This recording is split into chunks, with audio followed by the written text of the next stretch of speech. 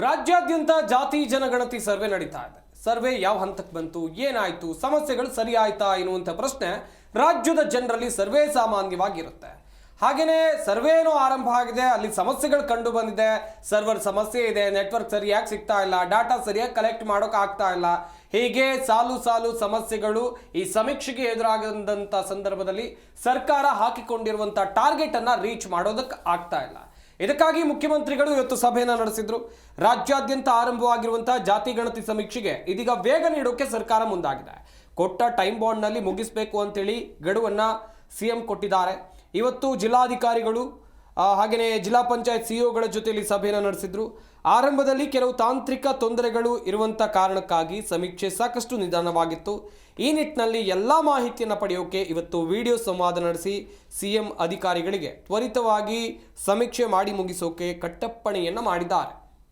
ಆರಂಭದಲ್ಲಿ ಜಾತಿ ಸರ್ವೆಗೆ ಸಾಕಷ್ಟು ತಾಂತ್ರಿಕ ತೊಂದರೆಗಳಾಗಿದ್ವು. ಇದೀಗ ಎಲ್ಲ ತಾಂತ್ರಿಕ ಸಮಸ್ಯೆಗಳನ್ನು ಬಗೆಹರಿಸಲಾಗಿದೆ. ಇಂದಿನಿಂದ ಸಮೀಕ್ಷೆ ಕಾರ್ಯವನ್ನು ಚುರುಕುಗೊಳಿಸೋಕೆ ಎಲ್ಲ ಜಿಲ್ಲಾಧಿಕಾರಿಗಳು ಕ್ರಮವನ್ನು ಕೈಗೊಳ್ಳಬೇಕು ಅಂತೇಳಿ ಸೂಚನೆಯನ್ನು ಕೊಟ್ಟಿದ್ದಾರೆ.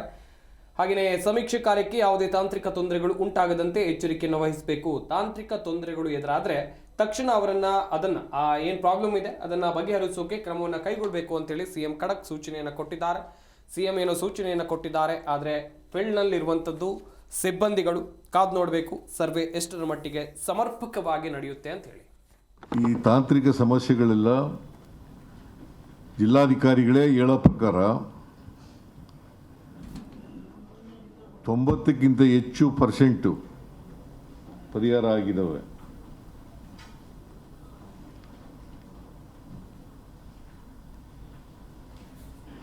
ಇನ್ನು ಉಳಿದಿರ್ತಕ್ಕಂಥ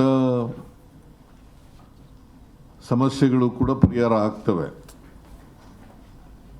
ಇವತ್ತು ಪರಿಹಾರ ಆಗ್ತವೆ.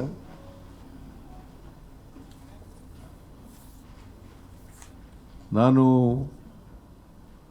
ಕಮಿಷನ್ನವ್ರಿಗೂ ಕೂಡ ಹೇಳಿದ್ದೀನಿ, ಕಮಿಷನ್ ಸೆಕ್ರೆಟರಿಗೂ ಕೂಡ ಹೇಳಿದ್ದೀನಿ.